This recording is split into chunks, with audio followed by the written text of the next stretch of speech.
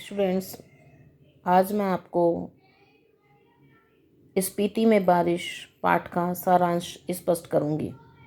इसके लेखक कृष्णनाथ हैं। स्पीति में बारिश एक यात्रा वृतांत है।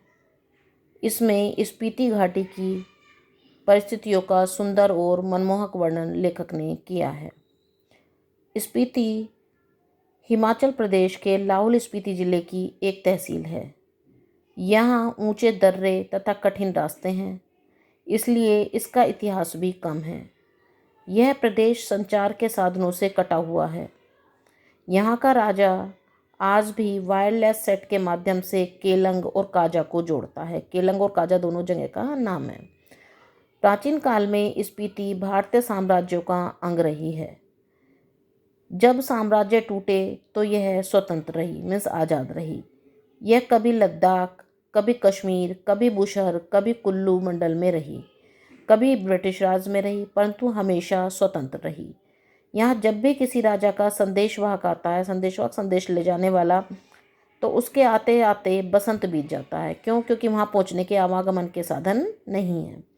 यहाँ के लोग जोरावर सिंह जैसे आक्रमणकारी से बचने के लिए आंख बंद करके चांगमा का तना पकड़कर, चांगमा एक पेड़ का नाम है, तो उसका तना पकड़कर या एक दूसरे को पकड़कर बैठ जाते थे। यही उनकी सुरक्षा शैली थी, मीन्स यही उनके अपने को सुरक्षित रखने का तरीका था। 1971 की जनगणना के अनुसार स्पीति की जनसंख्या 7,196 तथा क्षेत्रफल 2,155 वर्ग मील है। इस प्रकार यहाँ जनसंख्या का घनत्व 1 वर्ग मील में केवल 4 है, अर्थात 1 मील पर केवल 4 व्यक्ति देखे जाते हैं। स्पीति का राज्य सन 1846 में राजा गुलाब सिंह के जरिए अंग्रेजों को मिला। इसका शासन एक नोनो द्वारा चलाया जाता रहा। नोनो कहते हैं एक स्थानीय शासक जो वहीं का रहने वाला था, उसके द्वारा चलाया जाता रहा। अंग्रेजों के राज में नोनो की स्थिति द्वितीय श्रेणी के मजिस्ट्रेट के बराबर थी, जिसका काम मालगुजारी इकट्ठा करना, मालगुजारी मीन्स टैक्स इकट्ठा करना, तथा छोटे छोटे फौजदारी मुकदमों का फैसला करना होता था। 1960 में स्पीति को पंजाब तथा 1966 में हिमाचल प्रदेश का अंग बना दिया गया। यह देश का सबसे दुर्गम क्षेत्र है, मीन्स कठिनाइयों भरा क्षेत्र है। स्पीति के चारों ओर दुर्गम पहाड़ हैं, जिनकी औसत ऊंचाई 18,000 फीट है। ये पहाड़ उसे तिब्बत, लाहुल, किन्नौर तथा लद्दाख से अलग करते हैं। इसकी मुख्य नदी स्पीति 16,000 फीट की ऊंचाई से निकलकर तिब्बत से होती हुई बुशहर और किन्नौर होते हुए सतलुज नदी में मिलती है। इसके साथ कोई पारा और पिन नदियों की घाटियाँ भी हैं, परंतु केवल स्पीति घाटी ही आबाद है, मीन्स वहाँ पर ही आबादी देखी जाती है। यहाँ के लोग भीषण ठंड के कारण 8-9 महीने शेष दुनिया से कट जाते हैं। यहाँ गर्म करने के लिए लकड़ी भी नहीं है। फसल भी एक बार होती है, इसलिए समझ नहीं आता कि लोग यहाँ क्यों रहते हैं। धर्म या जन्मभूमि के मोह के कारण, मजबूरी के कारण या बिना कारण के। स्पीति के पहाड़ लाहुल से ऊंचे, नंगे और भव्य हैं। यहाँ हिम का आर्तनाद है, मीन्स बर्फ का आर्तनाद, मीन्स दुखी, एक दुख भरी चीत्कार है वहाँ के लोगों की ठंड के कारण एक दुख भरी पुकार है। ठिठुरन है, गलन है, व्यथा है, दुख है। यहाँ स्केटिंग, सौंदर्य प्रतियोगिता, आइसक्रीम या छोले भटूरे जैसी बाजारू चहल पहल नहीं है। यह तो हिमालय की तलहटी है। लाहौल स्पीति की घाटियाँ रोहतांग जोत के पार हैं। श्री कनिंघम के अनुसार लाहुल की ऊंचाई 10,535 फीट तथा स्पीति की ऊंचाई 12,986 फीट है।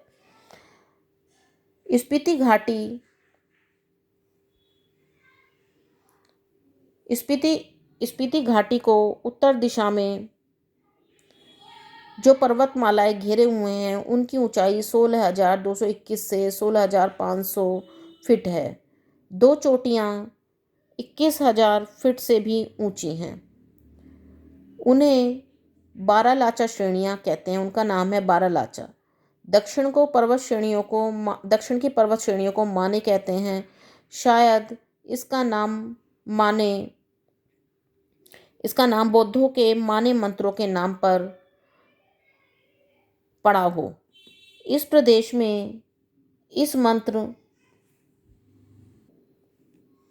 का जाप भी अधिक हुआ है।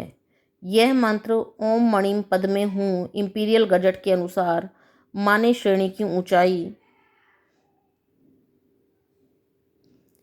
21,636 फीट है। कुछ छोटी चोटियां 17,000 फीट से अधिक हैं। इसके कई गांव 13 से 14,000 फीट की ऊंचाई पर बसे हैं। यह मध्य हिमालय है, इसी में स्पीति स्थित है। इसके पार वाह्य हिमालय है, जिसकी एक चोटी 23,064 फीट ऊंची है तथा कई चोटियां 20,000 फीट से ऊंची हैं। लेखक युवकों को इस घाटी में आमंत्रित करता है। यद्यपि चोटियों की ऊंचाइयों में होड़ लगाना ठीक नहीं है, फिर भी नवयुवकों नवयुवतियों के लिए एक अच्छा शौक हो सकता है। यह घाटी बूढ़े लामाओं के कारण उदास दिखती है। यदि यहाँ युवक युवतियाँ किलोल करें, आएँ और घूमें तो यहाँ का जो आर्तनाद है पिघले और हर्ष यहाँ का आर्तनाद पिघले, अर्थात यहाँ का आर्तनाद जो दुख है वो कम हो सकता है और हर्ष फैले, और हर्ष खुशी के वो पल फैल सकते हैं। यहाँ पर भी खुशियाँ पाई जा सकती हैं। स्पीति में लाहुल की तरह 2 ही ऋतुएं होती हैं, वसंत तथा शीत। वसंत ऋतु जून से सितंबर तक अल्पकालिक होती है। तब यहाँ का तापमान 15 डिग्री सेंटीग्रेड होता है। जनवरी में तापमान 8 डिग्री होता है। बसंत में दिन गर्म होता है, रात ठंडी होती है। शीतकाल के मौसम का तो अनुमान ही लगाया जा सकता है। यहाँ वसंत में भी फूल नहीं खिलते, हरियाली नहीं होती। शीत में तो यहाँ के नदी नाले भी जम जाते हैं। हवाएं तेज चलती हैं जो खुले अंगों में शूल की तरह चुभती हैं। स्पीति में मानसून नहीं पहुँचता, इसलिए यहाँ वर्षा की बहार नहीं होती। कालिदास ने अपने ग्रंथ ऋतु संहार में वर्षा ऋतु के जिस सुंदरता का वर्णन किया है वह यहाँ नहीं है। कालिदास ने वर्षा ऋतु का अत्यंत श्रृंगारिक और मादक वर्णन किया है, परंतु स्पीति के निवासी इसके लालित्य को, इस सौंदर्य को नहीं समझ सकते। वे नहीं जानते कि बरसात में नदियाँ बहती हैं, बादल बरसते हैं और हाथी चिंगारते हैं और वियोगिनी स्त्रियाँ रोती हैं, कलपती हैं। वियोगिनी स्त्री जो अपने पति से बिछड़ी हुई स्त्रियाँ होती हैं वो रोती हैं, दुखी होती हैं। कारण यह है कि यहाँ कभी कभार बारिश होती है। यहाँ की धरती सूखी है, ठंडी है और बंधिया और बंजर है। स्पीति में साल में एक फसल होती है। यहाँ जौ, गेहूँ, मटर और सरसों होती हैं। पहाड़ों से बहने वाले झरनों से सिंचाई की जाती है। स्पीति नदी का जल किसी काम नहीं आता। हाँ, यहाँ बहुत सी भूमि खेती के योग्य बनाई जा सकती है। यहाँ अत्यधिक ठंड के कारण न फल होते हैं और न पेड़, इसलिए स्पीति नंगी और वीरान है। लेखक को एक सुखद घटना की याद आती है। वह काजा के डाक बंगले में सोया हुआ था। आधी रात थी, लगा कि कोई खिड़की खड़का रहा है। उसने उठकर खिड़की खोली तो हवा का तेज झोंका मुंह और हाथ को छीलने लगा। लेखक ने दरवाज़ा बंद किया। पता चला कि बारिश हो रही है, बर्फीली बारिश, जैसे नगाड़े पर थाप पड़ती है और महाशंख की ध्वनि तैर रही है।